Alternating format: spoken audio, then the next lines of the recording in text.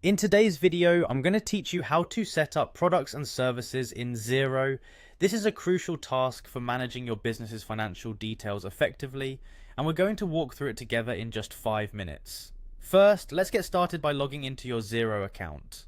Visit the Xero login page and click on the Login button. If you're like most of us, you've probably got your login credentials saved, but if not, go ahead and enter your email address and password. Then, click Login once more to access your account.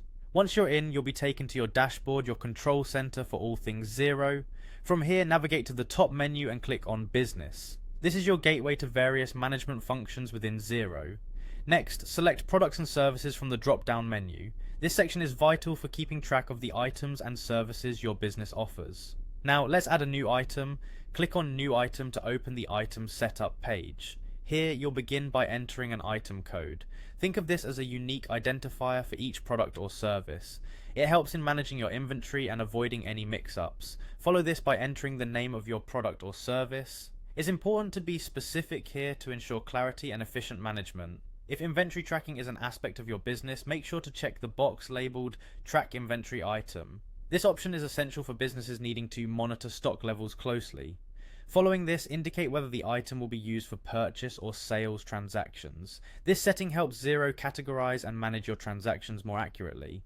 Next, you'll need to enter a default price for the item. This price will appear during sales or purchase transactions, saving you time and reducing the chance of errors. You'll also select a default chart of accounts code.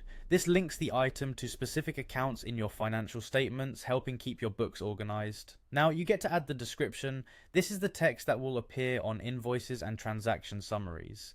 Make it descriptive to ensure clarity for your clients. After that, choose the default tax rate that will apply when selling the item.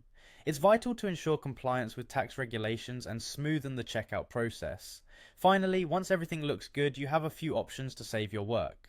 You can simply click Save to finalize your setup, save and add another to immediately start setting up another item, or save and duplicate to create a similar item with slight variations. By following these steps, you've successfully set up products and services in Xero. You're now ready to manage your inventory and transactions with greater ease and efficiency.